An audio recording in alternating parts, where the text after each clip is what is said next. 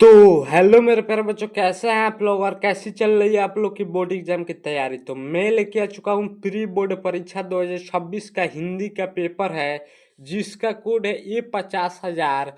और ये पेपर हाल फिलहाल में चल रहे सभी स्कूल में प्री बोर्ड एग्जाम में पूछा जा रहा है, और यही पेपर सेम टू सेम आ रहा है। तो इस वीडियो को आप लोग पूरा देख लेते हैं, तो हिंदी के अंदर 70 में से 70 नंबर लाने से कोई नहीं रोक सकता है।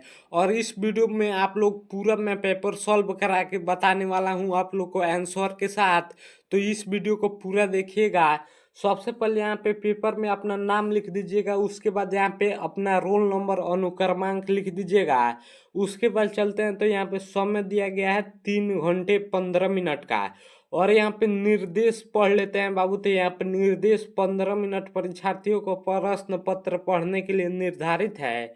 और 20 अंक के विकल्पीय प्रश्न दिए गए हैं, और 50 अंक के वर्णनात्मक प्रश्न दिए गए हैं। उसके बाद चलते हैं आपके अगले क्वेश्चन पर। तो यहाँ पे देखते हैं आप लोग का यहाँ पे आ जाता है खंड अ, जिसमें 20 नंबर का विकल्पीय प्रश्न दिया हुआ है। तो यहाँ पे आप लोग को नोट में दिया हुआ है, निम्नलिखित प्रश्नों को OMR शीट पर अंकित करना है। तो आपका पहला क्वेश्चन है, पंच परमेश्वर कहानी के लेखक हैं। तो ये क्या हो जाएगा, तो ऑप्शन नंबर सी हो जाएगा बाबू, प्रेमचंद्र। उसके बाद आपके दूसरा नंबर क्वेश्चन है, सरस्वती पत्रिका किस युग की पत्रिका है। तो ये हो जाएगा द्विवेदी युग की, ऑप्शन नंबर सी। उसके बाद चलते हैं आपके तीसरे नंबर क्वेश्चन पे। तो आकाशदीप की विधा रचना है। तो ये मेरे प्यारे बच्चों बहुत ही इंपॉर्टेंट क्वेश्चन है, तो आप लोग इसे ध्यान से लिखिएगा। इसका हो जाएगा ऑप्शन नंबर बी, कहानी। कहानी आकाशदीप की विधा की रचना है। उसके बाद चल रहे हैं, तो यहाँ पे चौथे नंबर क्वेश्चन पे, मैला आंचल के रचनाकार हैं। तो ये हो जाएगा फरीश्वर नाथ रेणु। मैला आंचल के कौन हो जाएंगे, तो फरीश्वर नाथ रेणु। उसके बाद चलते हैं आपके पांचवें नंबर क्वेश्चन पे। तो शुक्ल उत्तर युग के लेखक हैं। तो ये हो जाएगा Dharamvir Bharati, option number D. उसके बाद आपके चलते हैं छठवें नंबर क्वेश्चन पे। तो बिहारी की काव्य शैली है। तो ये हो जाएगा मुक्तक, ऑप्शन नंबर ए। उसके बाद चलते हैं, तो आपके सातवें नंबर क्वेश्चन पे चलते हैं। तो रीति काल की रचना है। तो ये क्या हो जाएगा, रीति काल की रचना। आप लोग कमेंट बॉक्स में बताइएगा कि रीति काल की इसमें से कौन सी रचना है। उसके बाद चलते हैं आपके आठवें नंबर क्वेश्चन पे। तो महादेव वर्मा कावित्री हैं। तो ये हो जाएगा ऑप्शन नंबर बी, छायावादी युग की। अब चलते हैं आपके अगले क्वेश्चन पे। तो यहाँ पे देखिए आपका 9वां नंबर क्वेश्चन है, भक्ति काल की रचना है। तो ये हो जाएगा भक्ति काल की रचना कौन है, तो रामचरितमानस, ऑप्शन नंबर बी हो जाएगा। उसके बाद चलते हैं, तो आपके 10वें नंबर क्वेश्चन है, रस खान किस काल के कवि हैं। तो ये हो जाएगा कृष्ण काव्य धारा, ऑप्शन नंबर बी हो जाएगा। उसके बाद चलते हैं, तो आपके 11वें नंबर क्वेश्चन है, ब्रज के विरही दो लोग दुख बिखारे पंक्ति में रस है। तो यहाँ पे भगवान के प्रति लोग भी मतलब दुखी हैं, तो यहाँ पे करुण रस हो जाएगा, ऑप्शन नंबर ए। उसके बाद यहाँ पे 12वें नंबर क्वेश्चन पे चलते हैं। तो नीर तेरा अमृत के सम उत्तम है, पंक्ति में अलंकार है। तो ये हो जाएगा उपमा, क्योंकि यहाँ पे सम की बात की गई हो तो उपमा हो जाएगा। उसके बाद चलते हैं आपके 13वें नंबर क्वेश्चन पे। तो रोला किस प्रकार का छंद है। तो ये हो जाएगा सम मात्रिक, ऑप्शन नंबर ए। उसके बाद चलते हैं आपकी 14वें नंबर क्वेश्चन पे। तो उपनगरम में मूल शब्द है, मतलब उप को हटा दिया जाएगा तो मूल शब्द बचेगा, तो ये बचेगा नगरम, ऑप्शन नंबर सी। उसके बाद चलते हैं आपके 15वें नंबर क्वेश्चन पे। तो यहाँ पे देखते हैं कि मीनाक्षी में समास है। तो ये किसी की विशेषता बताई जा रही हो तो वहाँ पे कर्मधारय समास होगा, ऑप्शन नंबर ए हो जाएगा। उसके बाद चलते हैं आपका 16वें नंबर क्वेश्चन है, निम्नलिखित में से तद्भव नहीं है। तद्भव मतलब संस्कृत में सेम टू सेम जो संस्कृत में रहता है वो हिंदी में रहता है, उसे तद्भव कहते हैं। और जो बदल जाता है उसे तद्भव कहते हैं। तो यहाँ पे ब्याह आपका तद्भव है।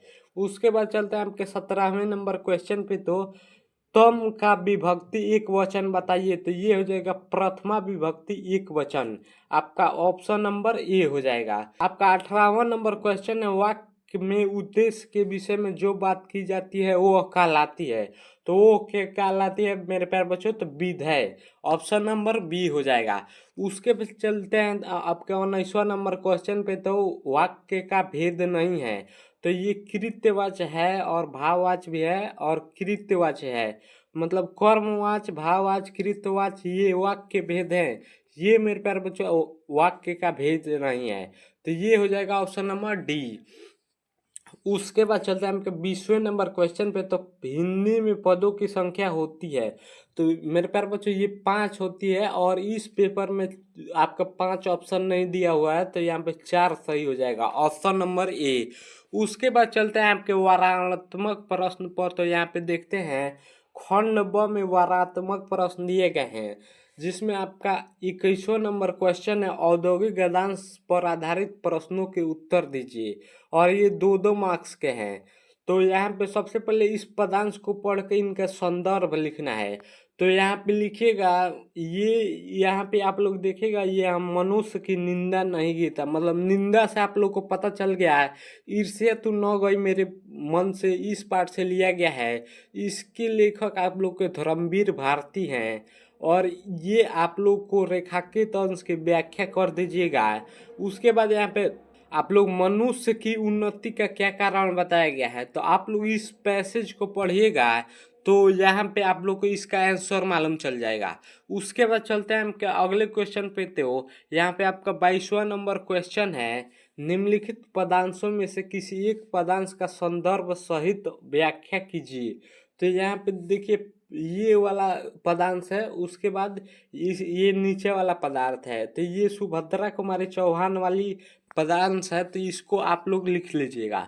उसके बाद चलते हैं आपके अगले क्वेश्चन पे। तो यहाँ पे देखिएगा 23वां नंबर क्वेश्चन है, निम्नलिखित संस्कृत पदार्थों में से किसी एक का संदर्भ सहित हिंदी में अनुवाद करना है। तो उसका एकदा बहावा ये वाला प्रबुद्धो ग्रामीण नामक पाठ से लिया गया है। इसका संदर्भ लिख दीजिएगा और उसके बाद से इसका व्याख्या कर दीजिएगा। अगर आप लोग को यह नहीं आ पाएगा तो आप लोग वीडियो में कमेंट कर दीजिएगा, मैं इसका सारा व्याख्या करवा दूंगा। और ये आपका 24वां नंबर क्वेश्चन है, निम्नलिखित श्लोकों में से किसी एक श्लोक का सहित हिंदी सहित अनुवाद कीजिए। तो ये आप लोग लिख दीजिएगा और ये भी इसमें से बहुत ही आसान है। उसके बाद आपका 25वां नंबर क्वेश्चन है, अपने पठित खंडका में प्रमुख पात्र का चरित्र चित्रण कीजिए। तो ये आपका 3 मार्क्स का आता है और ये आप अपने हिंदी के अध्यापक से पूछ लीजिएगा कि आपके जिले का कौन सा खंड काव्य है, उसी के अनुसार आप लोग तैयार कर लीजिएगा और बोर्ड परीक्षा में आप लोग को 3 मार्क्स मिल जाएंगे। उसके बाद चलते हैं यहाँ पे अगले नंबर क्वेश्चन पे। तो यहाँ पे 26वां नंबर क्वेश्चन है, निम्नलिखित लेखकों में से किसी एक का जीवन परिचय एवं उन्हीं 2 रचनाओं का उल्लेख कीजिए। ये 5 मार्क्स का आता है। तो ये मेरे चैनल पर बहुत सारा जीवन परिचय करा चुका हूँ, तो वहाँ पे आप लोग देख लीजिएगा। और ये 3 में से कोई एक जीवन परिचय याद कर लीजिएगा, आपको 5 में से 5 मार्क्स मिल जाएंगे। उसके बाद से चलते हैं आपके अगले नंबर क्वेश्चन पे। तो निम्नलिखित में से किसी एक कवि का जीवन परिचय, उनकी 2 रचनाओं का उल्लेख कीजिए। तो यहाँ पे आप लोग लिख लीजिएगा, जैसे महादेवी वर्मा का जीवन परिचय मैं अपने चैनल पर कराया हूँ, तो वहाँ से आप लोग देख लीजिएगा और आप लोग को याद हो जाएगा, बिल्कुल ट्रिक के साथ बताया हूँ। उसके बाद आपका 27वां नंबर क्वेश्चन है, अपनी पाठ्य पुस्तक में से कंठस्थ किया हुआ कोई श्लोक लिखिए जो इस प्रश्न पत्र में न आया हो। तो ये भी आप लोग को कराया हूँ, जाके मेरे चैनल पर देख लीजिए। उसके बाद यहाँ पे देखिए 28वां नंबर क्वेश्चन है, भाई की शादी में सम्मिलित होने के लिए प्रधानाचार्य को अवकाश हेतु पत्र लिखिए। तो ये भी मैं अपने चैनल पर कराया हूँ पत्र का वीडियो, ये आपको 4 मार्क्स देने वाला है। उसके बाद चलते हैं आपके 29वां नंबर क्वेश्चन पे। तो 29वां नंबर क्वेश्चन क्या कहता है मेरे प्यारे बच्चों? तो यहाँ पे देखिए, निम्नलिखित प्रश्नों में से किन्हीं 2 प्रश्नों के संस्कृत में उत्तर देना है। तो यहाँ पे आप लोग ये गीतायक को संदेश और न्यायाधीश चंद्रशेखर को अदंड्यत, ये आप लोग बहुत ही आसान है, ये आप लोग 2 प्रश्न कर लीजिएगा। और उसके बाद आपका आखिरी और 30वां नंबर सवाल है, निम्नलिखित में से किसी एक विषय पर निबंध लिखिए। ये 7 मार्क्स का आता है और मेरे चैनल पर वीडियो इसका जल्द ही आने वाला है। तो आप लोग इसमें से कोई भी एक निबंध लिख दीजिएगा, आपको 7 मार्क्स मिल जाएगा। और निबंध पर वीडियो चाहिए तो वीडियो में कमेंट कर दीजिएगा कि निबंध पर वीडियो बनाइए सर। मैं वीडियो बनाकर आप लोग को समझा दूंगा बिल्कुल ट्रिक के साथ। तो ये रहा प्री बोर्ड का पेपर। उम्मीद करता हूँ आप लोग को पूरा सॉल्व हो चुका होगा। तो मिलते हैं अगले वीडियो में, तब तक के लिए जय हिंद।